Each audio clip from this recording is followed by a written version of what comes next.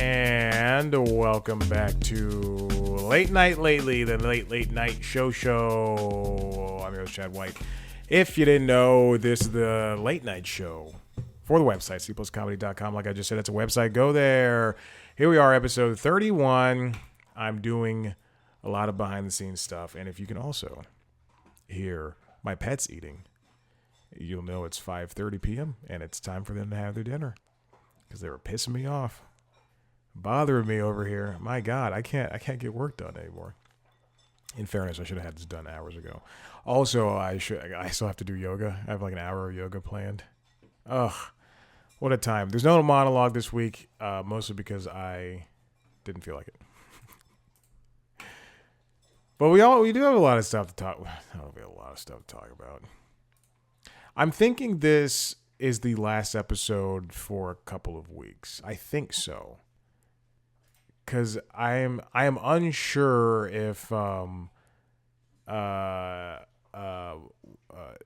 late night shows are going to be off, because I know they will be off for the week of July 4th, which is week after next. I'm unsure if they will be off next week as well. He is the loudest drinking dog, just lapping up water. And I don't know how to edit audio, so I don't know how to edit audio. So who knows? This might be the last episode for 2 weeks, and then mid-July we'll come back, or there might be an episode. There might be an episode next week. We'll see. This is the period of time in the summer when shows just disappear, because Kimmel will be gone. I think this might be his last week until September. And then, if Desus and Mero are still on, they'd be off for the entire summer. No, go away. They'd be off for almost the entire summer. If Trevor Noah was still on, he'd be off from July until October, which would stink. But the guest host list for Kimmel was just announced. Let's talk about that. Yeah. Let me go to that. Let me find the guest host list for Kimmel. Just search Kimmel in the email. Okay, I will just Google it. Kimmel guest hosts. All right, this comes from the Hollywood Reporter.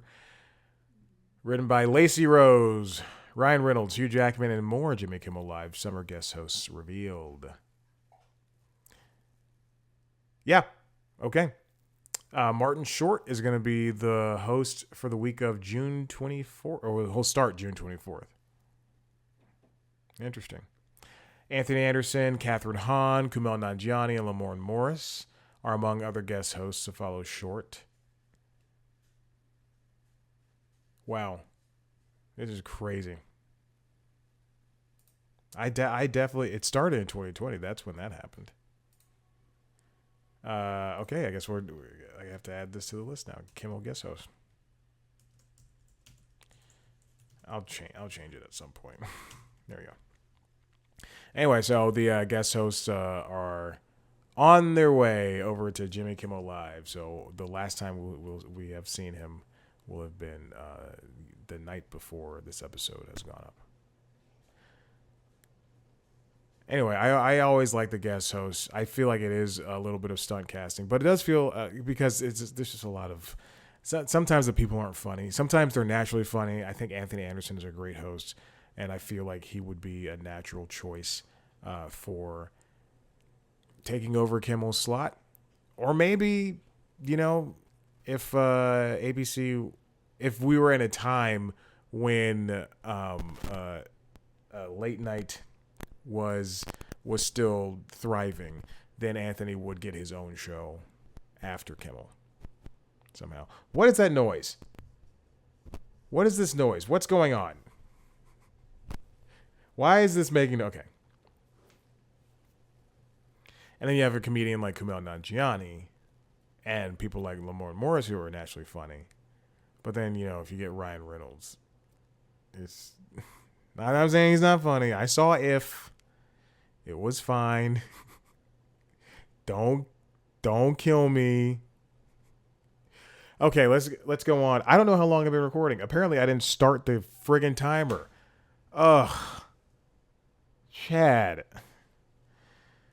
I'm 5 minutes in. This one comes from Rick Porter over at The Hollywood Reporter. The Daily Show going live with Jon Stewart at political conventions. We knew this was going to happen, and obviously this is the right choice. After the debates next week on June 27th, I believe that's the day, both The Daily Show and Colbert's Late Show will be live to cover what happened at the debates. But this is somewhat of a tradition for the Daily Show, where they go to the where they go to political conventions for these presidential election years. So July 18th for the Republicans in Milwaukee, and August 22nd for the Democrats in Chicago. That's where you'll see the live episodes. Stewart is going to host those live episodes, and they will be at the end of the weeks. The end of the week for those weeks. Ronnie Chang, Jordan Klepper, Michael Costa, and Desi Lydic will be on hand at both convention sites. Dulce Sloan, Lewis Black, Troy Awada, Josh Johnson, and Grace Klunenschmidt are also going to be doing stuff too. They have venues for those shows. That makes sense. The Daily Show is going to film at Marcus Performing Arts Center in Milwaukee from July 15th to the 18th, which is a few blocks from the RNC at the Pfizer Forum, and then in Chicago from August 19th to the 22nd. They're going to be at the Athenaeum Center for Thought and Culture on the city's north side, which is a few miles from the DNC site at the United Center. You can get tickets to both right now. Yes, I was right. Colbert's Late Show is going to be the only other one doing it. People really enjoy these live shows on site that the Daily Show can do, and I feel in terms of late night, this is the only show. This is the only show that does it and can do it well. Imagine if, I would say, let's take Seth Meyers' late show and or late night rather, and Colbert's Late Show. Those are the two most political outside of, in terms of most political for late night, it would be the Daily Show, Late Show, and then Late Night. Those shows would not, the latter two shows would not work at RNC or at DNC. I mean, maybe at a DNC, but definitely not RNC. The Daily Show, I think, is able to float between right on that balance beam for the coverage of both shows, and because it's more political, and quite frankly, I think you can't interview Jesse Plemons while you're at the RNC. I don't know how he votes, just saying. But I really like when the Daily Show goes on the road like this, because it works, and it takes it out of their element of New York, of being kind of New York elite comedy. These elitists, how dare they? Oh no, I went into a New York accent. I think it's this is going to be a very fun year, especially with Stewart coming back. I just watched an hour-long interview. If you can go to the Daily Show YouTube channel, and it was uploaded on June 6th, I believe. June 6th. It's called A Conversation with the Daily Show. And it's Jon Stewart, Ronnie Chang, Jordan Klepper, Desi Lydic, and Michael Costa all talking to, I'm going to open up the video, and I'm going to click on the pause button. They're all talking to entertainment journalist Matt Baloney. To discuss Jon Stewart's return, and also what working at the Daily Show in this day is like. And it's a very good conversation. It's very not, I guess it's pertinent to now, which is what the Daily Show is. You miss episodes of the Daily Show, and it seems as though you're just missing news of the day. And I get that people say, "Oh, I watch the Daily Show to catch my news," but it just, if I miss a monologue from 2 days ago, then I'm not going to go back and watch it. To me, anyway. Daily Show is firing on all cylinders. I like that show. I've watched it for years, and I think it's great. Anyway, this next one comes from the New York Times, written by Jason Zinnemann. He's talking to Conan O'Brien, and the article is called "Conan O'Brien Doesn't Matter." And it's a wide-ranging spectrum of a conversation that covers, again, if you're a Conan fan, you've heard this 10,000 times. It covers everything from him leaving late night in 2021 to doing podcasting to the late night fight that he had with Leno. And I think this is a very great piece that covers all of that, but then also introduces some new things.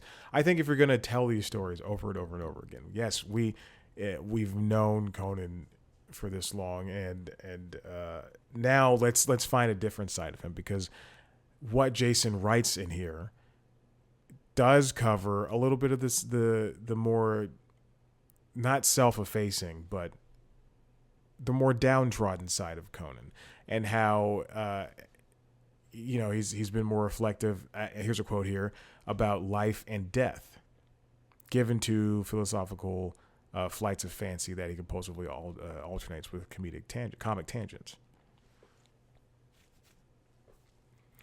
And now if you, I think I didn't watch Conan O'Brien Must Go. I think that's what it's called. I didn't watch that. At some point I will put it on. I just hate it when he talks to fans. Because I hate fans. I do. But I'll watch it. Maybe I'll put on an episode after The Boys tonight. The Boys.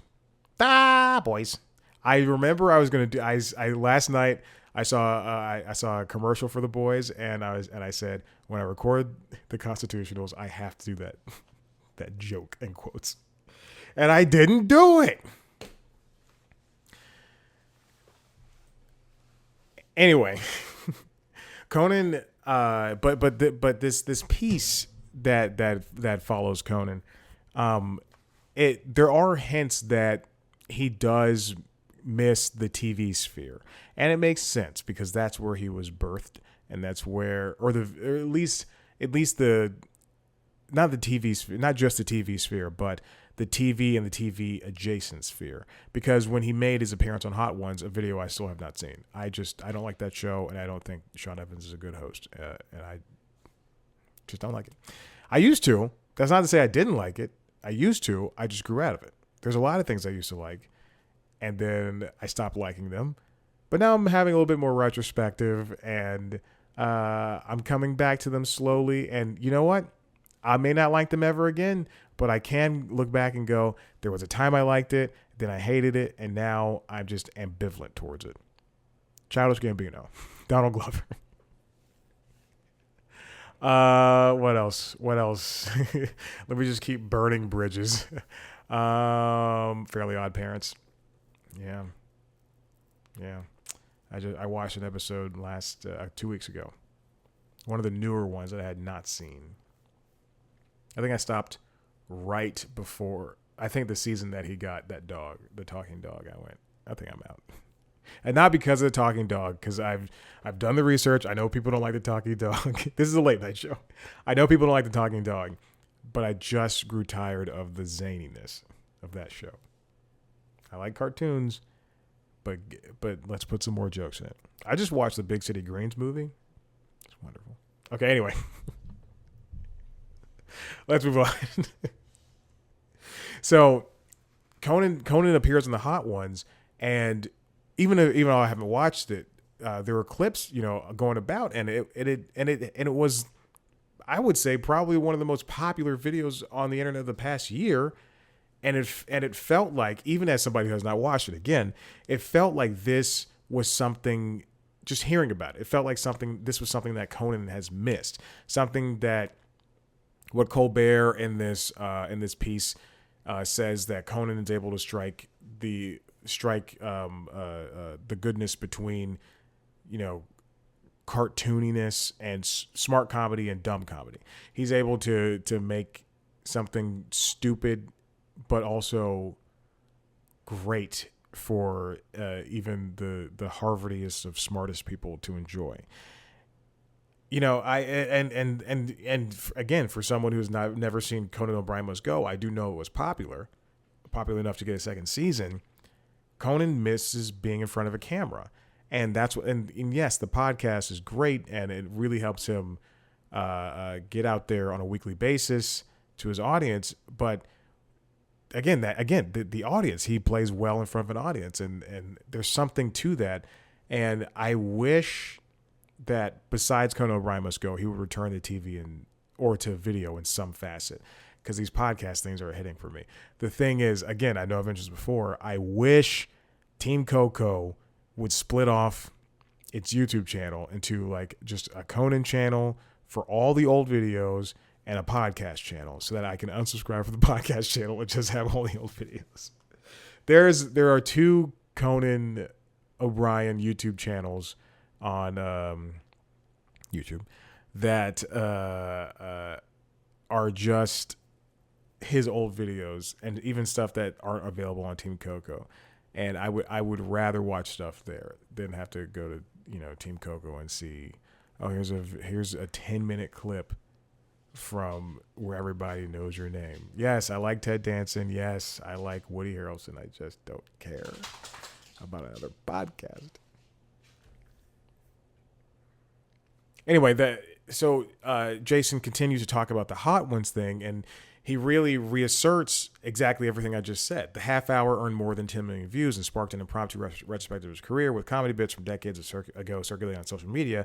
Conan O'Brien trended for days. There was a clownishness and a commitment that is hard to imagine any other late-night host pulling off. He takes giant swings, swigging the entire bottles of hot sauce while becoming increasingly unhinged. He has adopted a swaggering idiot persona. I'm reading a paragraph backwards. Hilariously taunting the host. Let's say his name, Sean Evans. Don't say the host. The guy is as big as his show, even though I don't like his interview style. This is like Conan. He sold his soul to SiriusXM for $150 million, but this is like, there's something missing in his life, and I think I feel like he knows that he's missing this video aspect in his life, and there's something that he can really work towards if he just kind of reinvigorated that somehow. I think this is a very good piece, and you should definitely read it yourself, because it even covers the monorail episode of The Simpsons, which I love The Simpsons to death. Season 4 was a TV set that I had. That was my first Simpsons DVD, and I used to watch it all the time. I'm sick of people talking about the monorail episode. I'm sick of people talking about season 4. I can't even go back and watch season 4 right now. That's very true. Very true. Unless it's airing on FX, I never watch season 4 because I've seen it so many times. Now, that being said, when it's on FX and I'm cooking or something, and I can just do a whole episode. I can write down Camp Krusty from tip to taint.